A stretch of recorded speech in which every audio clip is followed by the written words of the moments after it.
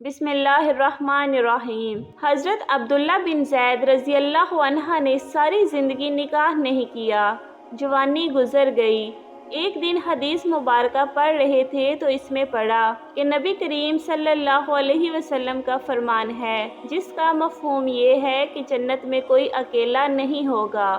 اگر کوئی نکاح کی عمر میں نہیں پہنچا یا پہنچا بھی تو کسی وجہ سے نکاح نہیں ہوا اور وہ مسلمان ہی مر گیا تو جنت میں مسلمان مردوں اور عورتوں کا آپس میں نکاح کر دیا جائے گا۔ یہ حدیث پڑھی تو دل میں خیال پیدا ہوا، میں نے تو نکاح نہیں کیا، جنت میں میری بیوی کون ہوگی؟ پھر اللہ تعالیٰ سے دعا کرتے ہیں کہ اے میرے اللہ، مجھے دکھا تو صحیح جنت میں میری بیوی کون ہے۔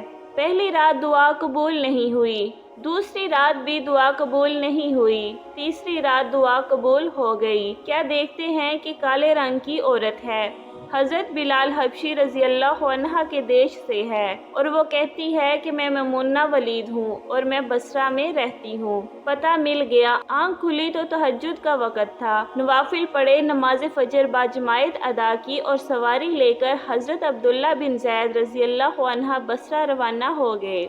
وہاں کے لوگوں نے بڑا استقبال کیا، حضرت کا نام ہی بہت بڑا تھا۔ بٹھا کر پوچھا، حضرت بتائیے، بغیر بتائے کیسے آنا ہوا، خیر تو ہے؟ آپ نے پوچھا، یہ تو بتاؤ یہاں کوئی میمونہ ولید رہتی ہے؟ لوگوں نے حیران ہو کر پوچھا، حضرت آپ اتنی دور چل کر میمونہ ولید سے ملنے آئے ہیں؟ آپ نے فرمایا، کیوں، اس سے کوئی نہیں مل سکتا؟ کہا، نہیں حضور، وہ تو دیوانی ہے، لوگ اسے پتھر مارتے ہیں۔ آپ رضی اللہ عنہ نے پوچھا، کیوں مارتے ہیں؟ حضور، کام ہی ایسے کرتی ہے کہ کوئی رو رہا ہو تو اسے دیکھ کر ہنسنے لگتی ہے، اور کوئی ہنس رہا ہو تو رونا شروع کر دیتی ہے، اور وہ اجرت لے کر لوگوں کی بکریاں چراتی ہے۔ آج بھی وہ ہماری بکریاں لے کر جنگل میں گئی ہے، آپ آرام فرمائیں، عصر کے وقت آ جائے گی، آپ مل لیجئے گا۔ حضور نے فرمایا، عصر کس نے دیکھی؟ اور پوچھا، وہ کس سمت گئی ہے؟ لوگوں نے کہا، حضور جنگل میں نہ جائیں، بہت خوفناک جنگل ہے۔ آپ نے فرمایا، بس بتاؤ کس طرف گئی ہے؟ لوگوں نے راستہ بتایا۔ آپ جب ادھر گئے تو واقعی خوفناک جنگل تھا، جنگلی جانوروں کی بھرمار تھی، قدم قدم پر کوئی نہ کوئی چیز کھڑی تھی۔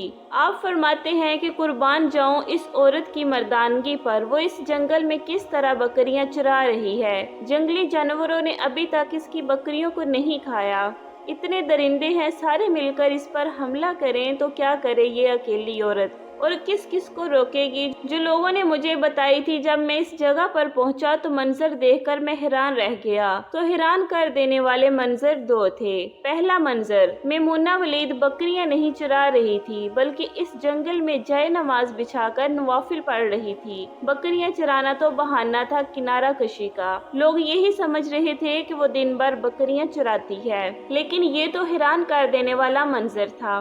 دوسرا منظر، کیا دیکھتا ہوں کہ میمونہ تو نماز پڑھ رہی ہے، پھر بکریاں کون چرا رہا ہے؟ کیونکہ بکریاں تو ایک جگہ نہیں ٹھہرتی، کبھی ادھر جاتی ہیں تو کبھی ادھر۔ آپ فرماتے ہیں کہ میمونہ نماز پڑھ رہی تھی اور بکریاں شیر چرا رہے تھے، بکریاں چر رہی ہیں اور شیر ان کے ارد گرد گھوم رہے ہیں، اگر کوئی بکری شرارت کرتی تو شیر اسے پکڑ کر واپس لے آتا ہے، لیکن کہتا کچھ بھی نہیں۔ آپ فرماتے ہیں، میں حیران و پریشان کھڑا، یہ کیسے ہو گیا؟ یہ فطرت کیسے بدل گئی؟ لوگ کہتے ہیں فطرت نہیں بدلتی، یہ شیر اور بکریوں میں یاری کیسے ہو گئی؟ پھر آپ فرماتے ہیں، میں حیران و پریشان کھڑا تھا، مجھے پتہ نہیں چلا میمونہ نے کب سلام پھیرا اور کہا کہ عبداللہ، ملنے کا وعدہ تو جنت میں تھا، آپ یہاں آگے؟